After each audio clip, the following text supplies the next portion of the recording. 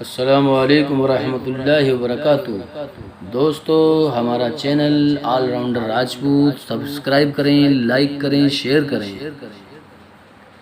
جب خزانہ مل گیا، صلیبیوں کی یہ کانفرنس اپنی نوعیت کی پہلی ہنگامہ خیز کانفرنس تھی۔ وہ ہر شکست کے بعد، ہر فتح کے بعد، ہر پسپائی اور کامیابی کے بعد مل بیٹھتے، تبادلہ خیالات کرتے اور شراب پیتے۔ عورت اور شراب کے بغیر وہ سمجھتے تھے کہ جنگ جیتی نہیں جا سکتی تھی۔ اپنی بیٹیوں کو مسلمانوں کے علاقوں میں جاسوسی، تخریب کاری اور مسلمان حکام کی کردار کشی کے لیے بھیج دیتے تھے،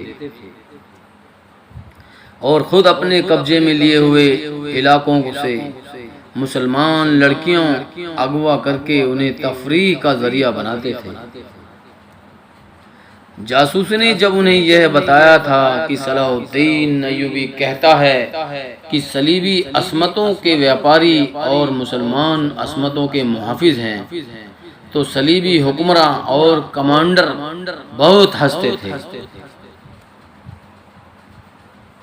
ان میں سے کسی نے سلطان صلاح الدین ایوبی کا مذاق اڑاتے ہوئے کہا کہ یہ شخص اتنی سی بات نہیں سمجھ سکتا کہ جس طرح صلیب کے بیٹے سپاہی بن کر اپنا جسم استعمال کرتے ہیں، اسی طرح صلیب کی بیٹیاں بھی مسلمانوں کو بیکار کرنے کے لیے اپنا جسم استعمال کرتی ہیں۔ کسی اور نے کہا تھا کہ صلاح الدین ایوبی کو ابھی تک احساس نہیں ہوا کہ اس کی قوم کے بے شمار چھوٹے چھوٹے حکمراں، قلعے داروں اور سالاروں کو ہماری ایک ایک لڑکی سونے کے سکوں کی ایک ایک تھیلی، ایک ایسی شکست دے چکی ہے جس پر وہ لوگ فخر کر رہے ہیں اور اسی شکست سے لطف اٹھا رہے ہیں۔ سلطان صلاح الدین ایوبی ہم سے اسلام کی عصمت کس طرح بچائے گا؟ یہ صلیبی کی پہلی کانفرنس کی باتیں ہیں، مگر 1173 میں آخر میں بیت المقدس میں صلیبی سربراہ اکٹھے ہوئے تو ان پر کچھ اور ہی موڈ طاری تھا۔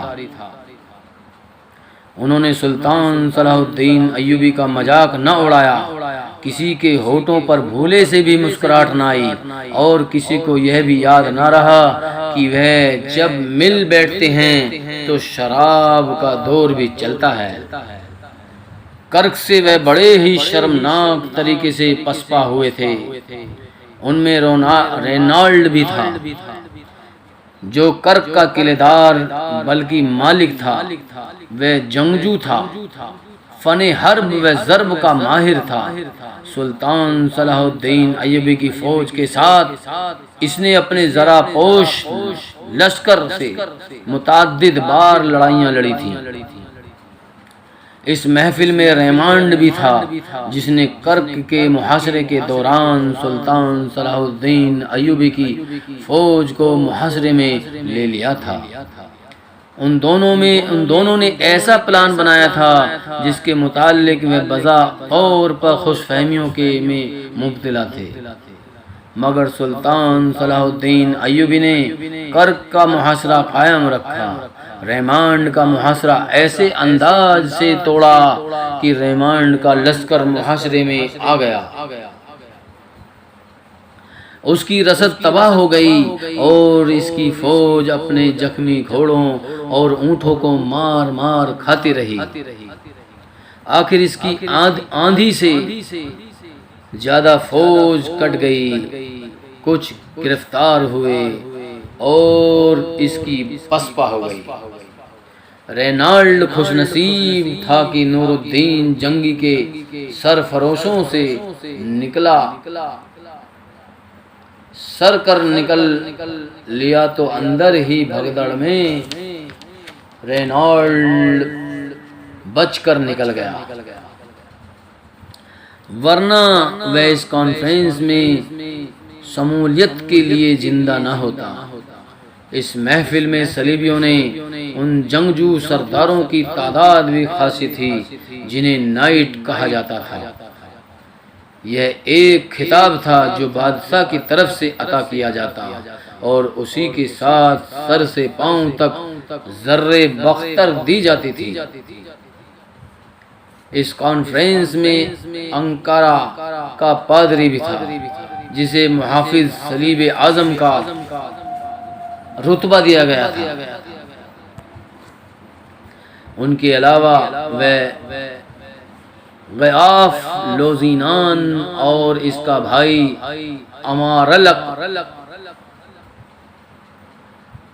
امارلک بھی تھا، اور ان میں مسلمانوں کا سب سے بڑا دشمن فلپ آگسٹن بھی تھا۔ نائٹو اور دیگر کمانڈروں کے ساتھ ساتھ ایک کانفرنس میں صلیبیوں کی متحدہ انٹیلیجنس کا سربراہ ہرمن اور اس کے 2 معاون بھی تھے۔ ابتدا میں اس ہجوم پر خاموشی چھائی رہی، جیسے وہ ایک دوسرے کے سامنے بات کرتے گھبراتے ہوں۔ آخر فلپ آگسٹن نے جوان کھولی، جس سے محفل میں زندگی کے آثار نظر آنے لگے۔ اس نے محافظ صلیب اعظم کو کانفرنس کی صدارت پیش کر کے اس سے درخواست کی کہ وہ خطاب کرے۔ ان لوگوں نے سے مخاطب ہوتے ہوئے مجھے شرم محسوس ہو رہی ہے جنہوں نے اپنی قسمیں توڑی، عہد توڑے اور بیت المقدس میں زندہ اور تندرست آ بیٹھے۔ انکرا نے کہا، میں یسوع مسیح کے آگے شرمسار ہوں، اور میں صلیب کو دیکھتا ہوں تو میری نظریں جھک جاتی ہیں۔ کیا تم سب نے صلیب پر ہاتھ رکھ کر عہد نہیں لیا تھا کہ اس کے دشمن کا خاتمہ کریں گے، خواہ اس میں تمہیں جانیں بھی قربان کرنی پڑے؟ کیا تم نے حلف نہیں اٹھایا تھا کہ اسلام کا نام نشان مٹانے کے لیے جان اور مال کی اور اپنے جسموں کے اعضاء کی قربانی دینے سے گریز نہیں کریں گے؟ تم میں کتنے ہیں جن کے جسموں پر ہلکی سی خراش آئی ہوں؟ کوئی ایک بھی نہیں۔ تم سبق مسلمانوں کو دے کر بھاگے، اب تم کرک دے کر بھاگ آئے ہو۔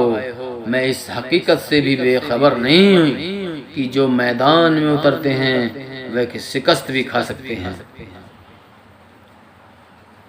2 فتوحات کے بعد شکست کوئی معنی نہیں رکھتی۔ اگر یکے بعد دیگریں 2 شکستیں اور پسپائیاں مجھے یقین دلا رہی ہیں کہ صلیب یورپ میں قید ہو گئی ہے، وہ وقت بھی آنے والا ہے جب یورپ کے کلیساؤں میں مسلمانوں کی اذانیں گونجیں گی۔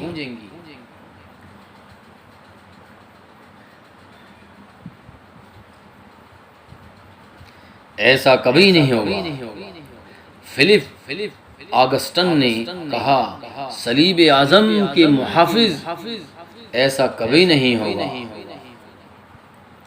شکست کے کچھ اسباب تھے جن پر ہم غور کر چکے ہیں، اور اب آپ کی موجودگی میں مزید غور کریں گے،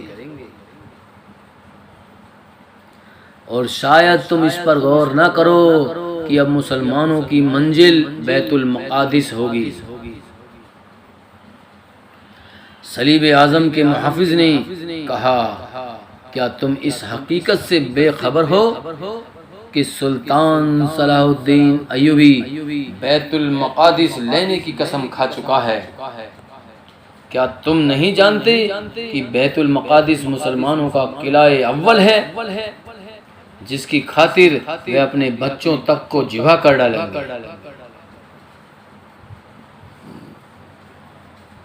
ہم نے مسلمانوں میں غداری کا بیج ڈال دیا ہے، فلپ آگسٹن نے کہا۔ ہم نے مسلمانوں میں اتنے غدار پیدا کر دیے ہیں جو سلطان صلاح الدین ایوبی اور نور الدین جنگی کو بیت المقدس کے راستے پر ڈال کر انہیں راستے میں ہی میں پیاسا مار ڈالیں گے۔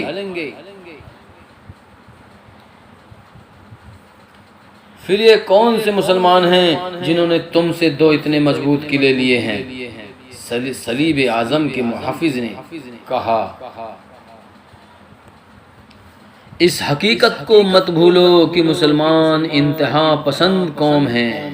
مسلمان غداری پر اتر آتا ہے تو اپنے بھائیوں کی گردن پر چھری چلا دیتا ہے، مگر اس میں جب قومی جذبہ پیدا ہو جاتا ہے تو اپنی گردن کاٹ کر گناہوں کو کفارہ ادا کر دیا کرتا ہے۔ مسلمان اگر غدار بھی ہو جائیں تو اس پر اعتماد نہ کرو، دور نہ جاؤ۔ گزرے ہوئے صرف 10 سالوں کے واقعات پر نظر ڈالو۔ اسلام کے غداروں نے تمہیں کتنے علاقے دلوائے ہیں؟ کیا تم میں ہمت ہے کہ مصر میں قدم رکھو؟ آج مسلمان فلسطین میں بیٹھے ہیں، کل تمہارے سینے پر بیٹھے ہوں گے۔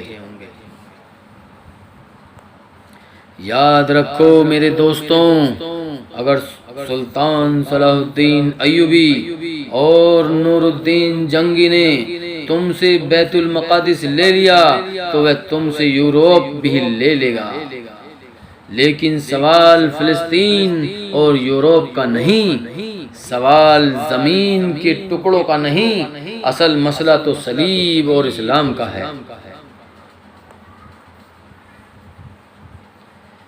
یہ دو مذہبوں اور نظریوں کی جنگ ہے، دونوں میں سے کوئی ایک کو ختم ہونا ہے۔ کیا تم صلیب کا خاتمہ پسند کرو گے؟ نہیں مقدس باپ، ایسا کبھی نہیں ہوگا۔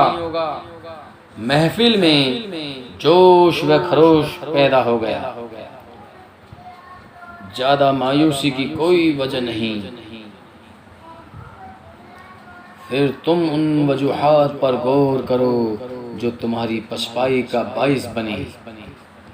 محافظ صلیب اعظم نے کہا، میں تمہیں جنگ کے متعلق سبق نہیں دے سکتا، نظریات کے محاذ کا سپاہی ہوں، میں کلیسا کا محافظ ہوں۔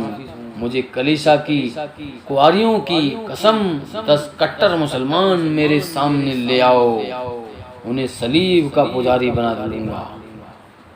ذرا اس پر غور کرو کہ تمہارے 500 سواروں کو 100 پیادہ مسلمان کیوں شکست دے دیتے ہیں؟ صرف اس لیے کہ مسلمان مذہب کے جنون سے لڑتے ہیں۔ وہ تمہارے مقابلے میں آتے ہیں تو قسم کھا لیتے ہیں کہ فتح یا موت۔ میں نے سنا ہے کہ ان کے چھاپہ مار تمہارے عقب میں چلے جاتے ہیں اور تمہاری کمر توڑ کر تمہارے تیروں سے چھنی ہو جاتے ہیں یا نکل جاتے ہیں۔ ذرا سوچو کہ 12 آدمی تمہارے ہزاروں کے لشکر میں کس طرح گھس آتے ہیں۔ یہ محض مذہبی جنون ہے۔ وہ سمجھتے ہیں کہ خدا بھی ان کے ساتھ ہے اور خدا کا رسول بھی ان کے ساتھ ہے۔ ایسی دلیرانہ کارروائیوں میں وہ اپنے کمانڈروں سے نہیں، قرآن سے حکم لیتے ہیں۔ میں نے قرآن کا مطالعہ بہت غور سے کیا ہے۔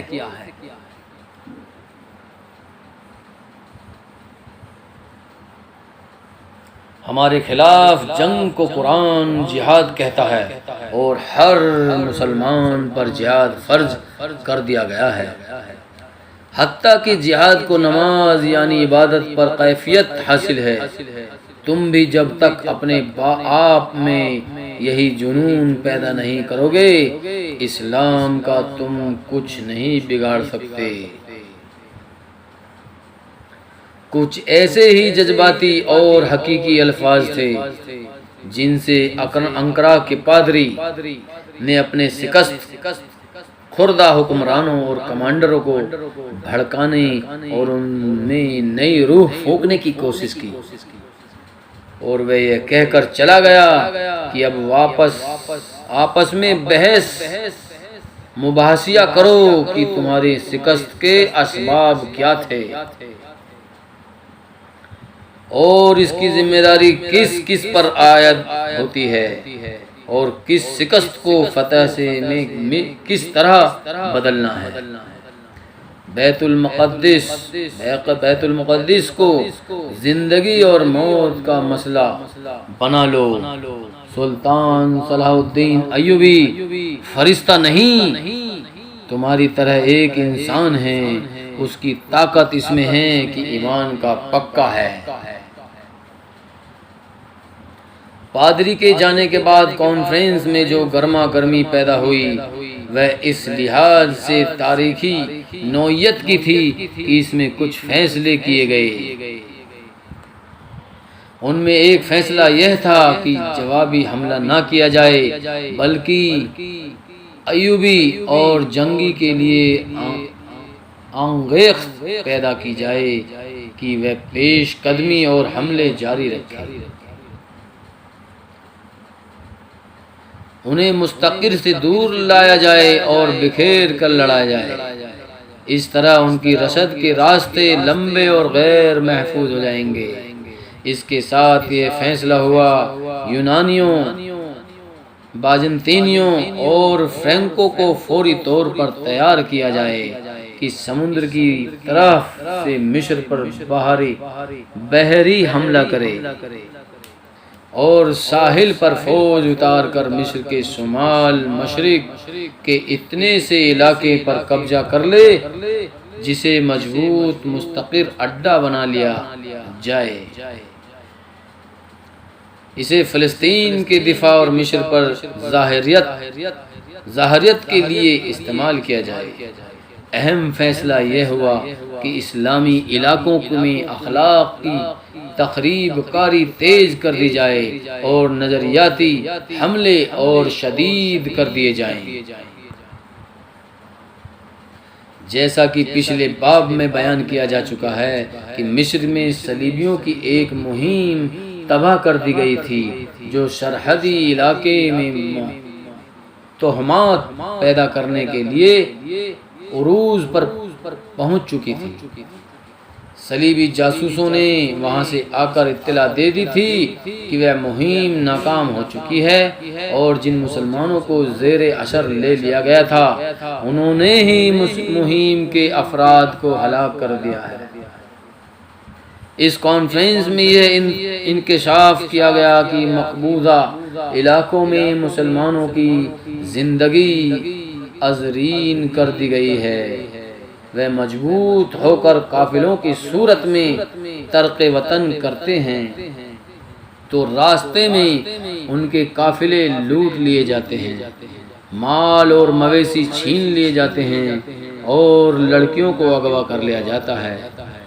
کانفرنس میں اس اقدام کو ضروری سمجھا گیا، مسلمانوں کو ختم کرنے کا یہ بھی کوئی ضروری سمجھا گیا۔ مسلمانوں کو ختم کرنے کا بھی ایک اچھا طریقہ تھا۔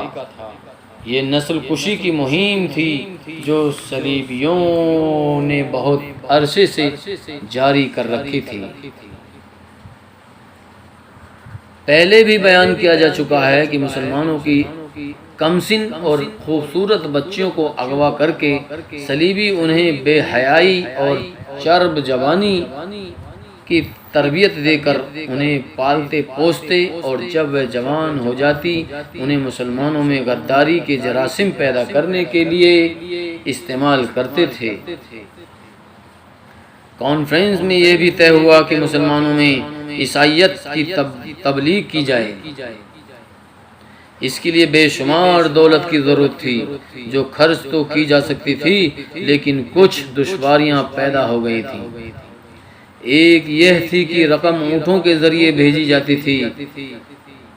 کئی بار ایسے ہوا کہ مصر کے کسی سرحدی دستے نے پکڑ لیا یا اونٹ لوٹ لیے گئے۔ ضرورت یہ محسوس کی گئی تھی کہ کوئی ایسا ذریعہ مل جائے جس سے رقم اور انعامات کی دیگر قیمتی اشیاء اسی ملک سے دستیاب ہو جائے، جہاں استعمال کرنی ہو۔ خاصے عرصے سے اس مسئلے پر سوچ وچار ہو رہا تھا۔ صلیبیوں کی انٹیلیجنس کا کمانڈر ہرمن علی بن سفیان کی طرح غیر معمولی ذہانت کا مالک تھا۔ اس نے کبھی کا سوچ رکھا تھا کہ مصر کی زمین اپنے اندر اس قدر خزانے چھپائے ہوئے ہیں جس سے ساری دنیا کو خریدا جا سکتا ہے،